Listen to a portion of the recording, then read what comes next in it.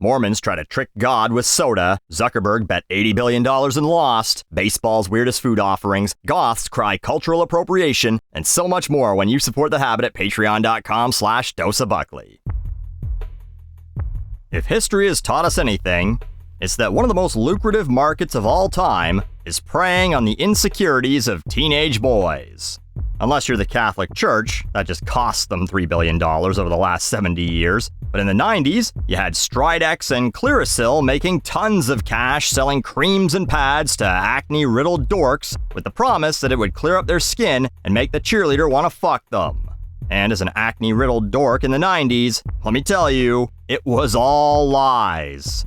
In the 1950s and 60s, a guy by the name of Charles Atlas marketed a program to turn 90-pound weaklings who get sand kicked in their faces at the beach into a new man that can go and beat up those bullies and get that sweet, sweet puss. It was just a book of bodyweight exercises, by the way. Push-ups, triceps dips, squats. Wonder how many kids got absolutely destroyed by their bully after buying that book and thinking they were going to kick the shit out of someone after doing like 50 push-ups. But in modern times, we have a whole new group of people looking to profit on sad, ugly teenagers who can't get laid. And the rising star in this space is a young man who calls himself Clavicular. Though he didn't invent it, Clavicular has become the face of Looksmaxxing, which is also not new. If anything, it basically takes a lot of pages from 90s and 2000s trends of being metrosexual. Primping and preening and having a skincare routine that's not rub some fucking dirt on it and get the fuck back in there. It's all about doing everything you can to make yourself more attractive, no matter the physical or financial cost, and no matter whether there's any legitimate science backing up what you're doing to yourself. For example, he popularized bone smashing. This is where you take a small hammer or a massage gun and repeatedly tap at your chin and jaw bones, with the belief being that it will damage the bone and force it to heal thicker. This is again rooted in no science, doesn't actually work, and anyone grifting to tell you that it did got plastic surgery to make their jaw bigger and then told you it worked. There's also a process called mewing.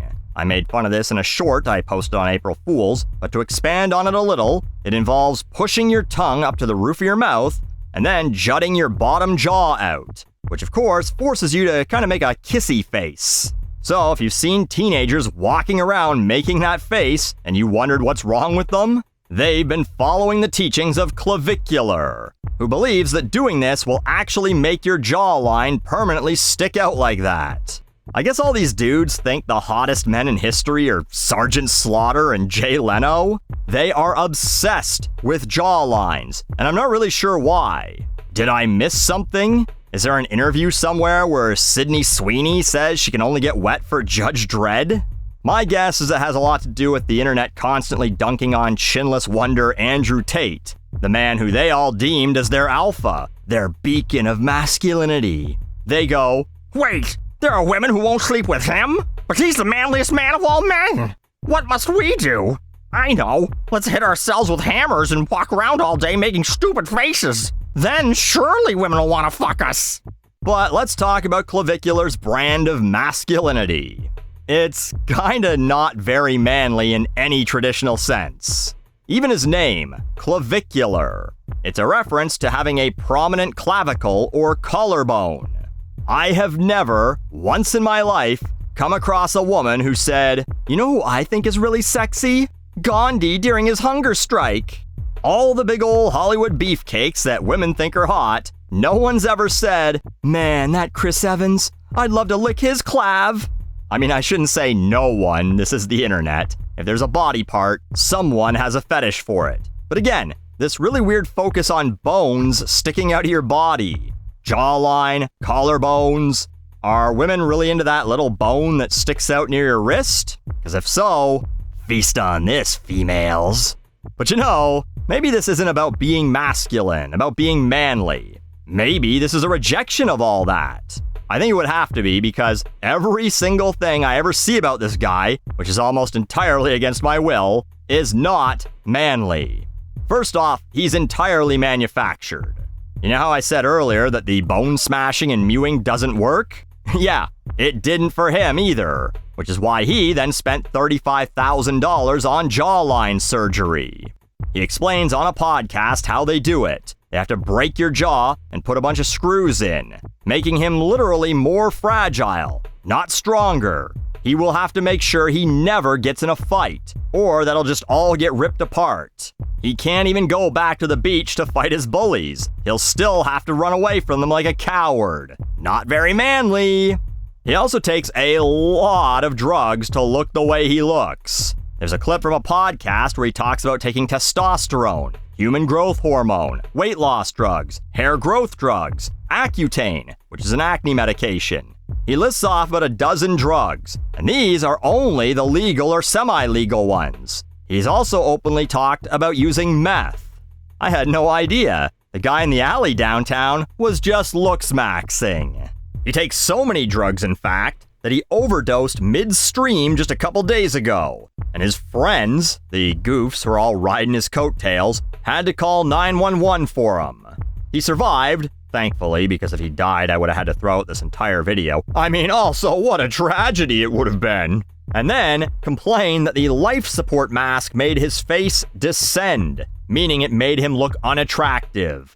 Yeah, too bad the paramedics didn't just try to revive you by hitting your chin with hammers like you're a fucking whack-a-mole. But this footage perhaps answers a question you may have had.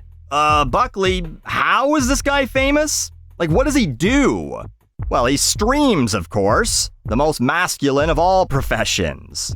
And every clip I see just makes me wonder why anyone would take this dude seriously, would want him to be their role model. Here's one where he's sad, like on the verge of crying, in front of women, because there was cheese on his burger. He's on camera, wiping his eyes, crying in front of two women because of cheese on a burger. Eat the fucking burger, you dripping minge! What are we doing here? One of his pathetic disciples tries to defend him. He can't take dairy because it poses health risk with one of his peptides. He does meth! Imagine being like, I take 13 drugs a day, but I can't eat cheese. That could really fuck me up. This guy's liver is gonna be soup by the time he's 30. A Kraft single is the least of his worries. There's also clips like this where he's arguing with his dad on stream because he's threatening to cut off his phone service if he doesn't go to bed. That's a sentence I just said about a grown man. How could you watch this and go, oh, this guy's so cool, his dad gives him a bedtime and pays for his phone? If you were a 14-year-old boy sleeping over at a friend's place and you saw this interaction, you'd lose a little respect for them. You'd think your friend wasn't all that cool anymore. This dude is 20. I don't know if he's overly popular in right-wing circles. My understanding is that he kind of is. After all, he did take part in that whole, let's go to the club and dance to Kanye's Hitler song with all the other right-wing manosphere dipshits. But what about this clip, where he's in Florida shooting at an apparently already dead alligator? Manly, shooting at dead animals. But look at his face. His eyes are definitely closed. He's afraid of the gun. How could you possibly be a conservative, look at that video and go, oh yeah, we want to claim this guy as one of ours, the massive coward who can't keep his eyes open while firing a low-caliber pistol at an animal carcass? This is the problem with broadcasting your entire life. You show people all the things you should be keeping hidden if you want to keep your aura. There's clips of him being rejected by women, showing that even after spending all this money doing all these drugs, there are still women who won't fuck you. There's a clip of him losing at paintball and practically curling into a ball when he got shot. Oh jeez, the paint hit me. There's one where he lets someone choke him out and then he starts convulsing. None of this should be seen by the general public if you're trying to create some illusion of you being this beacon of masculinity, the alpha of all alphas. I believe they call that a sigma now. And I don't know who he's doing this to appeal to anyway, because there are so many clips of him saying shit like this. I would rather talk to a literal autist on Discord about facial ratios than talk to a woman for 15 minutes about whatever her interests are. He doesn't even want to be around women, except, I guess, to have sex with them, but then he wants to spend all of his time talking about men with men. That sounds like you just use women as beards, which, by the way, it'd solve your jawline problem, guys. An actual beard, not women you use to convince people you're not a homosexual. Clavicular and others refer to women as foids, which is some sort of derogatory term where they consider all women subhuman. So he basically just wants to fuck animals? He should be a joke, but mainstream media gets concerned because people do follow this guy. You get stories like the 16-year-old taking not just steroids, but steroids intended for cows, who says he doesn't care if he dies at the age of 30 because he wants to be like his idol, Clavicular. Meanwhile, Clavicular proved that he can't even handle being talked to by mainstream media anyway. He did an interview with 60 Minutes where he had to use dumb phrases like mog and jester. He's so terminally online he can't talk normal at all. And when asked about Looksmaxxing's connection to the incel community or his friendship with Andrew Tate, he got upset and walked out of the interview.